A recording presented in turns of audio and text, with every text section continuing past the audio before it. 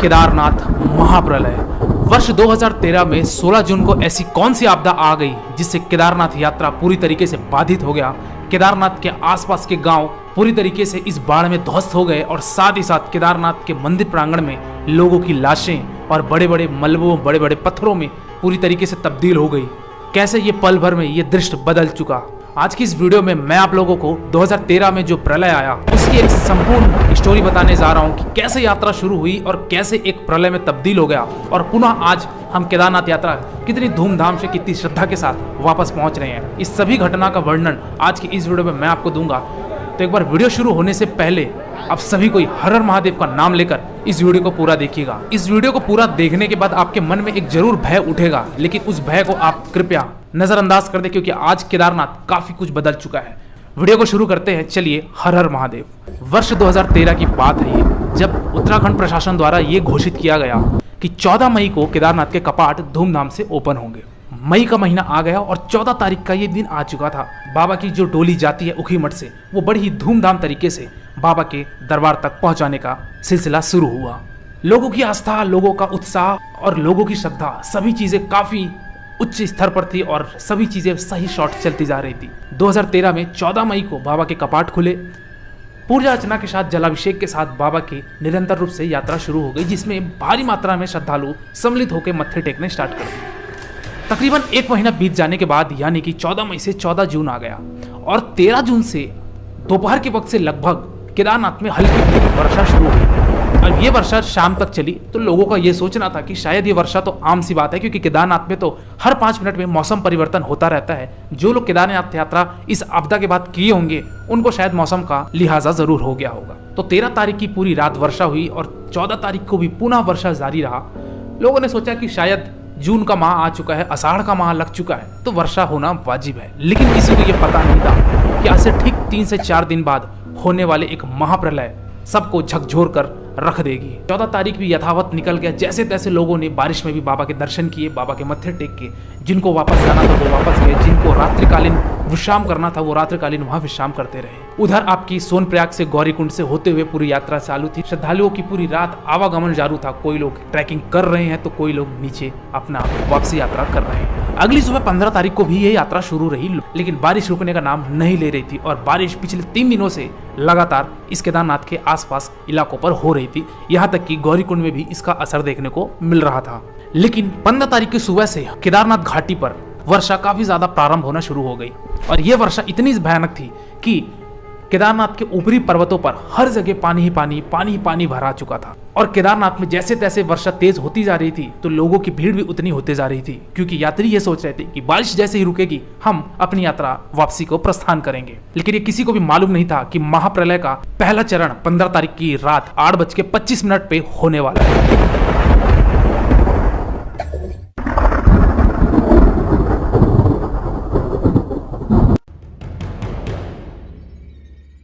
लेकिन ये किसी को भी मालूम नहीं था कि महाप्रलय का पहला चरण 15 तारीख की रात 8:25 पे होने वाला है। सारे श्रद्धालु वहां पे शेड के नीचे, होटलों में, लॉजेस में और केदारनाथ के मंदिर प्रांगण के आसपास छुपकर बारिश रुकने का इंतजार कर रहे थे। शाम ढलती गई, अंधेरा होता गया और रात को 8:25 15 जून 2013 को केदारनाथ मंदिर से 200 मीटर पे एक बड़ा सा पर्वत का लैंडस्लाइड हो गया और इस लैंडस्लाइड में काफी कुछ तबाह हो गया, जैसे होटल्स, लॉजेस, 1-2 चाय की स्टॉल और कुछ लोगों की यहाँ पे जान भी गंवा गई। पहला मंजर ये था जो कि वहाँ के आसपास लोग जो छुपे हुए थे वो बहुत ही ज्यादा सदमे में आ चुके थे कि उनके साथ कुछ ऐसा ना हो जाए। लेकिन किसी को भी अंदाजा नहीं था कि ये एक छोटा सा प्रारूप है इस पूरे महाप्रलय का। बारिश रुकने का नाम नहीं ले रही थी और पर्वतों पर जितनी भी ग्लेशियर थी वो सब अब पिघलती जा रही थी बारिश की बूंदें पड़ने से। और ग्लेशियर पिघलने से हुआ ये कि जो जल स्तर है वो बहुत ज्यादा बढ़ गया, क्योंकि यहाँ पे ग्लेशियर भी पिघलती गई और वर्षा भी निरंतर रूप से जारी था। इस पूरे घटना में आपको एक चीज और बताना चाहूंगा कि केदारनाथ से 6 किलोमीटर के एरियल डिस्टेंस पे आपको एक ऊपर चोराबाड़ी लेक मिलेगा, जो कि बहुत बड़ा एक झील है। और यह चोराबाड़ी झील पे पानी का जल स्तर बहुत ज्यादा हो चुका था, मानो कि अब ये फटने ही वाला है और केदारनाथ की तरफ आने ही वाला है। लेकिन शायद उस दिन देवों के देव महादेव काफी ज्यादा क्रोधित थे और उन्होंने ठान रखा था कि ये महाप्रलय तो अवश्य होगा। जैसे तैसे 15 तारीख की रात गुजर गई। लोग जैसे तैसे छज्जों के नीचे, लॉजेस में, लोगों के साथ दुकानों पे अपनी कैसे भी करके रात गुजारती है। 16 तारीख की सुबह लगातार हो रही वर्षा और ऊपर बादली चक्रवात बनता ही जा रहा था और पानी रुकने का नाम भी नहीं ले रही थी। केदारनाथ में काफी मात्रा में श्रद्धालुओं की भीड़ हो चुकी थी, लेकिन किसी ने भी ये कल्पना भी नहीं की होगी कि केदारनाथ की एक ऐसी आपदा से इनको जूझना पड़ेगा जिससे लोग अपने परिवारों, अपने रिश्तेदारों को अपनी आंखों के सामने इस मौत के मंजर से बहता हुआ देखेंगे। 16 तारीख की शाम ढली और रात में अचानक से चोड़ाबाड़ी लेक में पानी का बहाव बहुत ज्यादा हो चुका और ऊपरी चक्रवात बादल पे बनने लगा। बादल का चक्रवात इस तरीके से उठा कि अचानक से बादल फट गया और ये बादल फटते साथ ही चोड़ाबाड़ी लेक, आसपास की पहाड़ियों, आसपास की केदारनाथ घाटियां सभी पानी से लबालब भर चुकी थी और यही महाप्रलय का एक विशाल रूप धारण कर लिया। चोड़ाबाड़ी लेक में भरते साथ ही इस तरीके से पानी का बहाव केदारनाथ मंदिर की तरफ बढ़ता चला और देखते ही देखते मंदिर के आसपास hotels, lodges, rest house, guest house, दुकानें, लोगों की जान, लोगों की परिवार की रिश्तों की डोर, सब कुछ मलबे में बहकर नीचे घाटी पे चला गया। केदारनाथ में रास्तों पर पानी का बहाव काफी ज्यादा हो चुका था और जैसे जैसे वर्षा बढ़ती जा रही थी, यहाँ पे मंदाकिनी नदी का भी उफान काफी ज्यादा विशाल रूप था। इसकी गर्जना इतनी भयानक थी कि लोगों को वर्षा के साथ साथ मंदाकिनी नदी के गर्जना भी बहुत ज्यादा भयभीत कर दे रही थी और देखते ही देखते सारी चीजें ध्वस्त हो चुकी थी। लोग ऐसे बह जा रहे थे जैसे ताश के पत्ते हो। एक तरफ जो मंदिर के आसपास लोग छुपे हुए थे, कुछ समय पहले यहाँ पे हर हर महादेव की लोगों की पुकार थी, लेकिन ये मौत का मंजर देख लोगों की चीख पुकार जान बचाओ पे बदल चुकी थी। सब कुछ तबाह हो चुका था, सब कुछ बह चुका था। यहाँ पे मंदाकिनी नदी के साथ ये महाप्रलय भी एक ऐसा विशाल रूप धारण कर लिया जिससे केदारनाथ के सारे रास्ते ध्वस्त हो चुके। केदारनाथ की सारी घाटियों पे जो रास्ते बने थे वो खत्म हो चुके। गौरीकुंड और केदारनाथ के बीच में एक गांव पड़ता था जो कि बड़ा गांव कहलाता था, वो था रामबाड़ा। रामबाड़ा वर्तमान समय पे आज आपको दिखेगा ही नहीं, क्योंकि रामबाड़ा बहकर इस महाप्रलय में समा गया था। क्योंकि आज केदारनाथ में रामबाड़ा का कोई गांव का नामो निशान नहीं है, वहां के लोगों के निवास स्थान का कोई ठिकाना नहीं, क्योंकि सभी कुछ यहाँ पे इस महाप्रलय में तब्दील हो गया। और भी रामबाड़ा के साथ साथ गुप्तकाशी के आसपास जितने भी छोटे गांव थे वो सब इस 2013 के महाप्रलय पे समावेश होके बह चुके थे। चोड़ाबाड़ी ताल से जो भी पानी इस केदारनाथ मंदिर की तरफ बढ़ता चला आ रहा था, पर्वत के सारे बड़े बड़े बोल्डर्स, चट्टाने, सब कुछ मंदिर की तरफ बढ़ते चले आ रहे थे और लोगों को अपने साथ सम्मिलित करके इस महाप्रलय में बहा ले गए। इसी बीच हुआ कि केदारनाथ के ऊपर से चोड़ाबाड़ी लेक से एक बहुत बड़ी सी चट्टान, एक बहुत बड़ी सी शिला आके मंदिर के ठीक पीछे आ खड़ा हुआ और यहीं से इस महाप्रलय का पानी दो हिस्सों में बढ़ गया, एक दाहिनी तरफ और एक बाईं तरफ, जिससे मंदिर को कोई क्षति नहीं हुई और मंदिर में 10 से 12 फुट का पानी प्रवेश किया, लेकिन वो भी कुछ घंटों में बाहर निकल गया और मंदिर को कोई क्षति नहीं पहुंची।